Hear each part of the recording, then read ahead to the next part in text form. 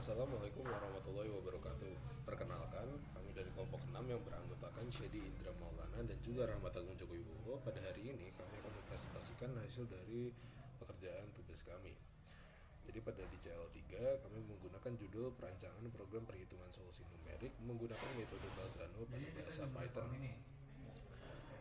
di mana kita akan menggunakan metodenya adalah integral numerik yang akan menggunakan Simpson 1/3 dan juga Simpson 3/8. Tujuan dari CLO3 ini adalah kami ingin membandingkan hasil dari pekerjaan kami, apakah jika menggunakan metode Bolzano dan menggunakan integral numerik hasilnya akan sama ataukah akan berbeda. Baik, langsung saja. Pada di CLO3 integral numerik ini kita bisa lihat kita menggunakan rumusnya adalah fx 2 dikalikan x pangkat 3 dikurangi 5 dikalikan x pangkat 2 ditambahkan dengan 4. Nah, kita menggunakan interval dari min 2 hingga 3. Lalu kita bisa dapatkan dan kita bisa lihat juga di sini di saat x-nya min 2 kita mendapatkan fx-nya dengan menggunakan rumus tadi adalah mendapatkan min 3/2. Selanjutnya juga di saat x-nya adalah min 1,5 kita mendapatkan min 14. Seterusnya hingga di saat x-nya adalah 3 kita mendapatkan fx-nya adalah 13. Lalu kita menggunakan rumus integral a hingga b fx dx sama dengan h/3 f0 ditambah 4 sigma n min 1 dimana i nya adalah 1, 3, dan 5 dikalikan dengan fi ditambah 2 dengan sigma n min 2 dimana i nya 2,46 fi ditambah fn itu untuk Simpson 1/3 dimana kita mendapatkan hasilnya adalah min 5,8333. Lalu untuk mencari Simpson 3/8 didapatkan kita menggunakan integral a hingga b fx dx dimana 3h/8 dikalikan dengan f0 ditambah 3 sigma n min 1 i sama dengan 1 dimana i nya tidak sama dengan 369 dikalikan fi ditambah 2 dikalikan dengan sigma n min 3 dimana i nya adalah 369 dikali fi tambah fn. Di sini kita mendapatkan Simpson 3/8-nya adalah min 6,5625. Lalu kita coba di Python, dimana di Python ini kita perlu menuliskan import numpy as np, dimana definisinya adalah fx return 2 dikalikan x kali 3 min 5 dikali x dikali 2 ditambah 4, dimana definisinya ini Simpson 1/3 a bn h sama dengan b dikurangi a dibagi n. Lalu awal akhir fx kita dapat menuliskan result sebagai fa ditambah fb, dimana fx Simpson dari 1/3 adalah for i in range 1, n dimana if i persen 2 sama dengan 0, dimana resultnya adalah plus sama dengan 2 dikalikan f ditambah i dikali h. Nah, else nya adalah result plus sama dengan 4 dikalikan f a ditambah i dikali h, lalu dikalikan dengan 1/3, dimana resultnya itu kita dapat menulis bintang sama dengan h/3. Nah, returnnya itu kembali ke result, dimana di sini kita juga menuliskan lagi definisi Simpson 3/8 untuk 3/8 a, b, n, dimana h sama dengan b kurangi a dibagi dengan n, dimana awal akhir fx-nya adalah result sama dengan fa ditambah fb. fx Simpson 3/8 kita dapat tulis menjadi for i in range 1, n dimana if i persen 3 sama dengan 0, resultnya plus sama dengan 2 dikalikan fa ditambah i dikalikan dengan h.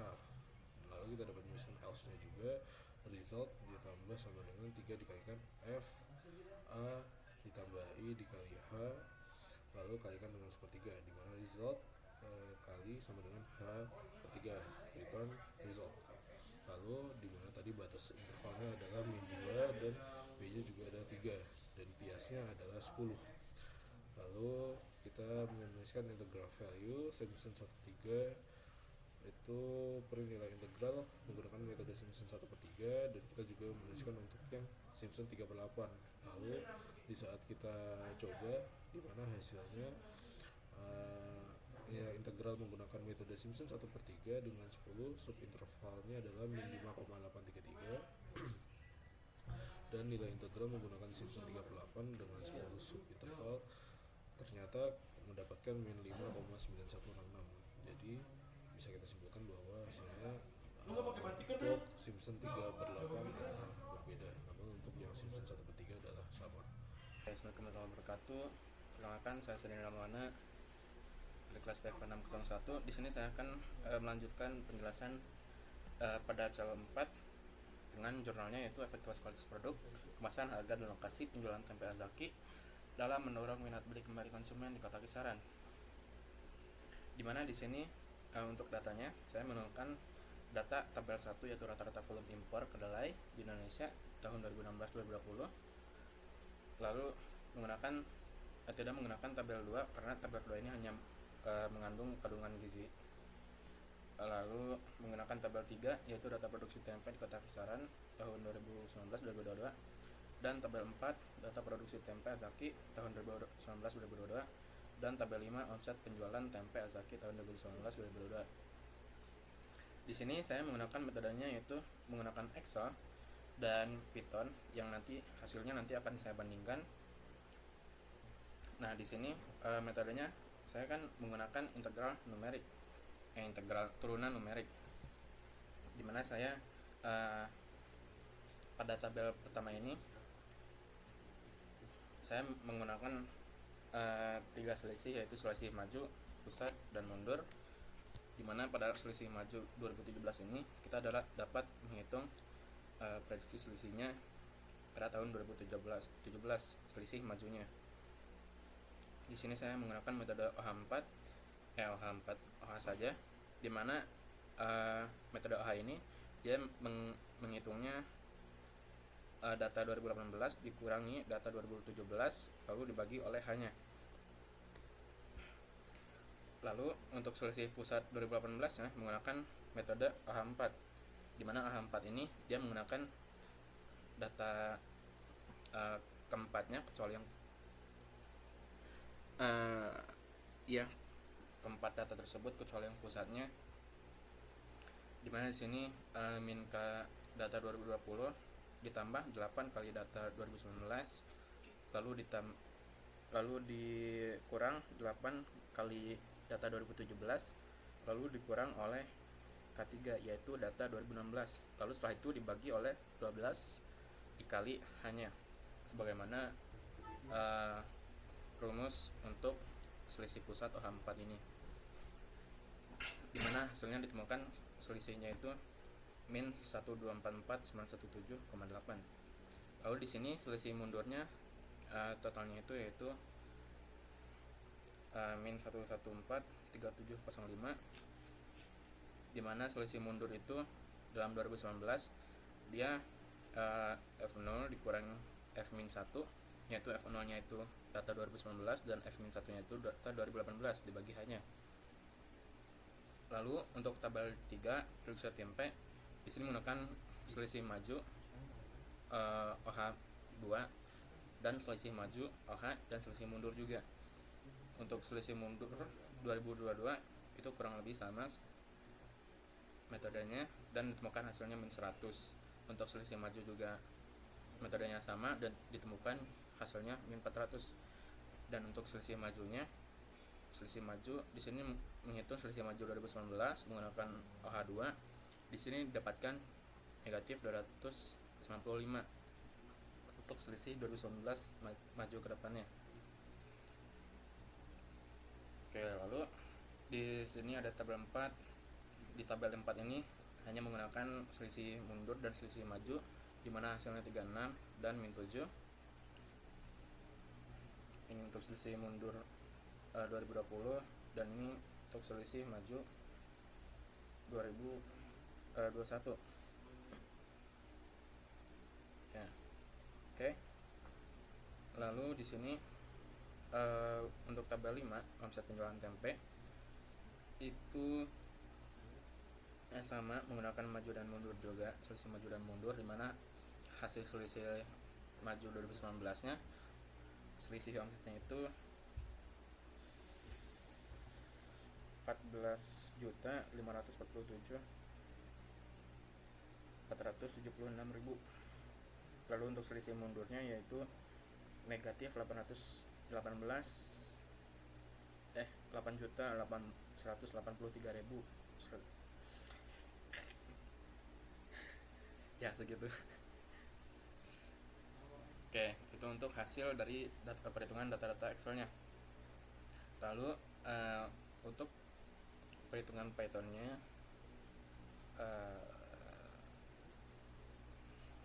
sebentar ya.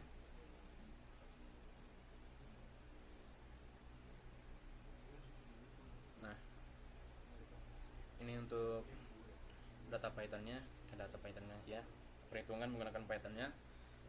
Untuk penjelasan Pythonnya, pertama di sini pertama ya memanggil library nampinya. Lalu di sini saya menggunakan definisi untuk selisih maju 2, selisih mundur, dan selisih pusat. Dimana di sini menggunakan variabelnya bervariasi. Ada yang menggunakan XYH saja, ada yang menggunakan WXYH, dan ada juga yang menggunakan VWXYH. Dimana selisih majunya sesuai rumusnya itu Y min X per H atau F1 dikurang F0 dibagi H. Untuk selisih majunya min 3 dikali Y itu F2 ditambah F2 ditambah 4 kali F1 dikurang Y nya F0 dibagi 2 kali H.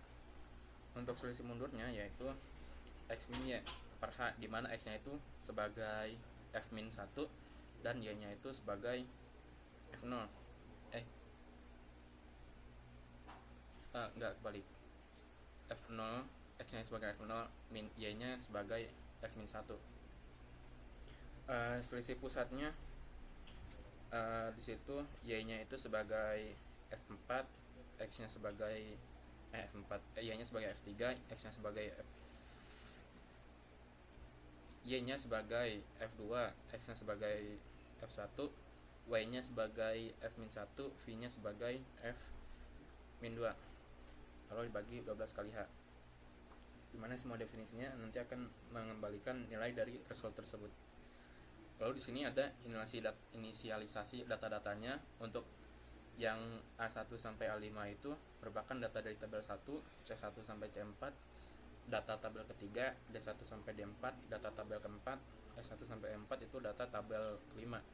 Ini tuh data-data seperti yang ini, permintaan, hasil produksi, dan omsetnya. Lalu di sini ada inisialisasi untuk tahunnya.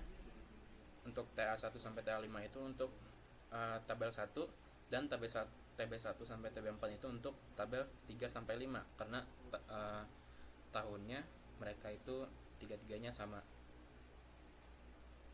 Nah, lalu di sini ada rumusannya, menghitungannya terlebih dahulu.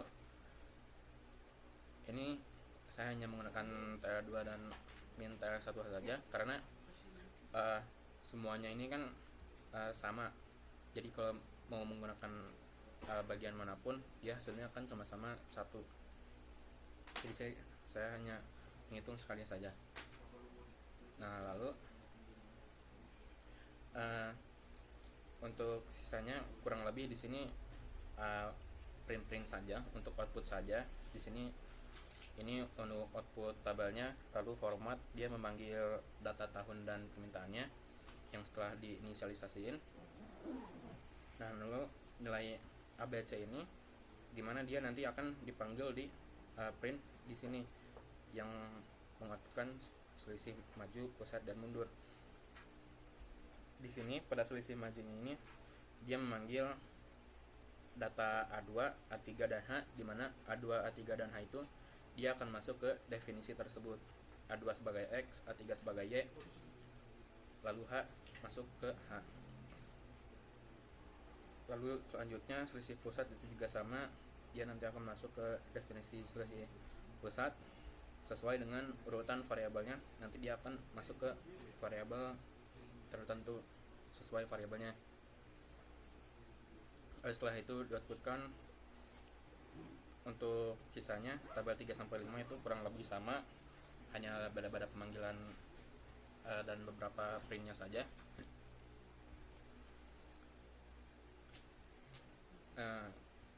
Ini sebenarnya agak panjang, cuma sebenarnya bisa lebih dipersimpelkan, cuma karena sudah terlanjur berulang menggunakan printf dengan print dengan simple gini, jadi ya sudah. Oke. Nah, ini untuk output saat di run-nya. Di sini datanya sudah teroutputkan, dan di sini untuk perhitungan yang menggunakan definisi tadi, dimana selisih maju 2017 nya itu 29391, selisih pusat 2018 yang menggunakan metode A4 itu negatif 1244917,75, dan mundurnya itu min 1143705, dimana kalau dibandingkan dengan nilai Excel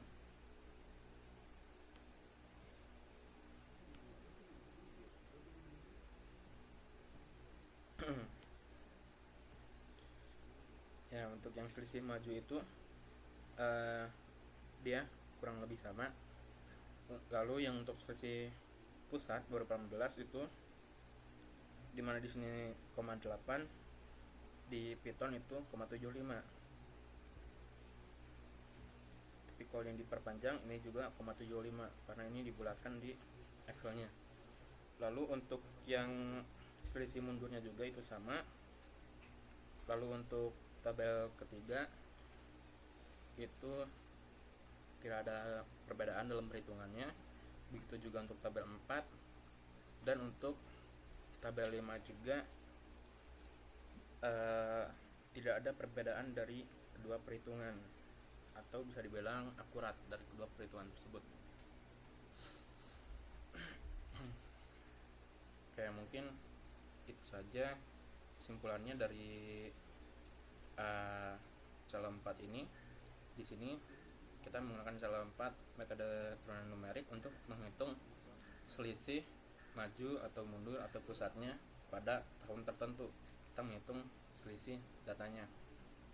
Lalu setelah menggunakan dua metode dua software yang berbeda, di mana di sini Excel dan Python, ternyata setelah dicoba itu kedua hasilnya kurang lebih, ya tidak kurang lebih, tapi keduanya sama-sama akurat lah perbandingannya, mereka nilainya sama. Mungkin itu saja untuk calon 4-nya. Maka sekian dari kelompok kami, mohon maaf bila ada salah kata. Wassalamualaikum warahmatullahi wabarakatuh.